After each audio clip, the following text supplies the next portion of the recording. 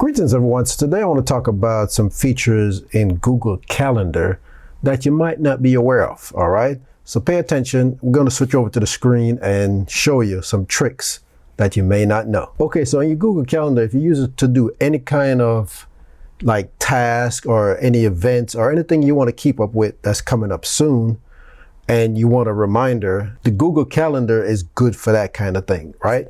So you can put anything on it any time in the day. It will remind you.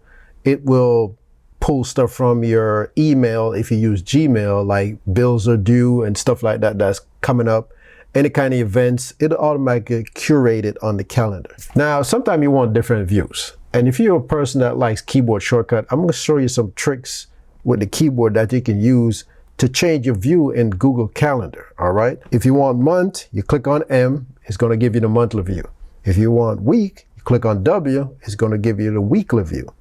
If you want just 4-day view, you click on the X and it's going to give you that particular view. All right. Now, if you want day, you want to click on D.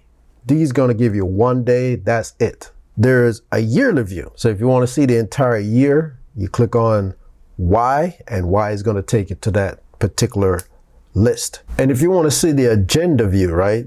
So this is the agenda view. That means you're going to see everything that's coming up to how far you want to go. Okay. So A lets you go to the agenda. That's how you navigate the Google Calendar using the keyboard shortcut.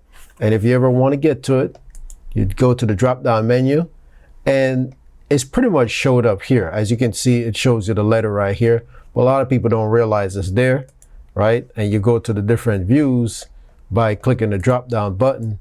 And if you're not looking to the right, you wouldn't even notice that there's letters coordinating with the views that you can switch to.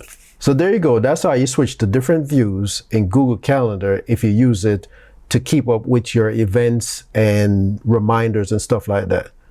Use the keyboard shortcut and you can change your view easily. All right, so that's going to be it for this video. Thanks for taking the time for watching. Have a good one and I'll see you next time.